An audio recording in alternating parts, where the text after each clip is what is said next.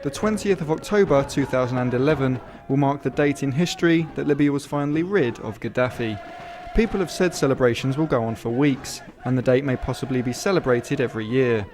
Now the momentous news has had time to sink in, Libyans finally have a chance to contemplate what this means for their future. We wish all Libyan people a brighter future. They have suffered injustice for 42 years.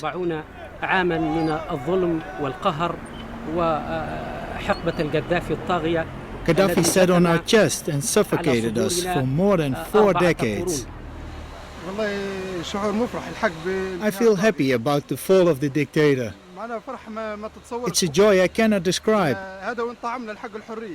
The taste of freedom, and we can now finally feel the wind of change for Libya.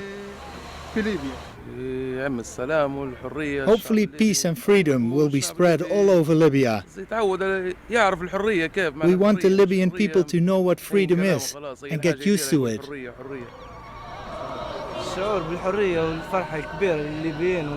It's the feeling of freedom and great happiness for Libya. We hope for the best conditions for a new beginning. NATO has announced that they will wind down their operations for Libya by the end of the month, since the threat to civilians has been significantly reduced.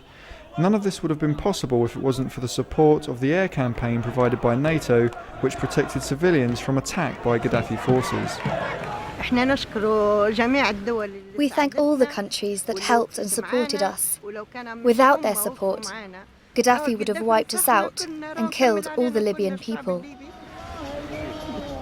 Libyans won't forget their help, because without NATO we wouldn't have achieved this. Gaddafi was fortified behind his compounds.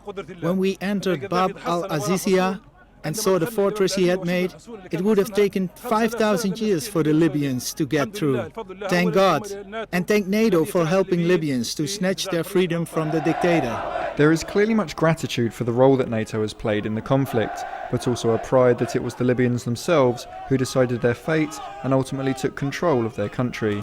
The feeling on the streets is that NATO's job is done, but that Libya will need the help of the international community to rebuild for the future.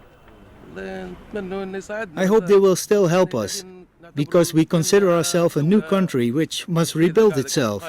Gaddafi has left nothing to Libya. I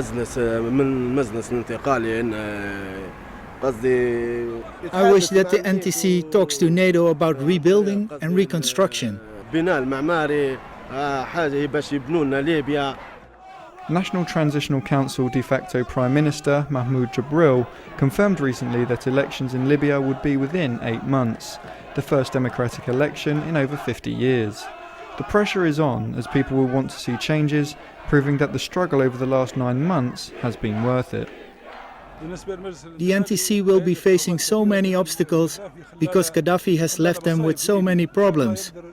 The first thing, hopefully God will unite all Libyans.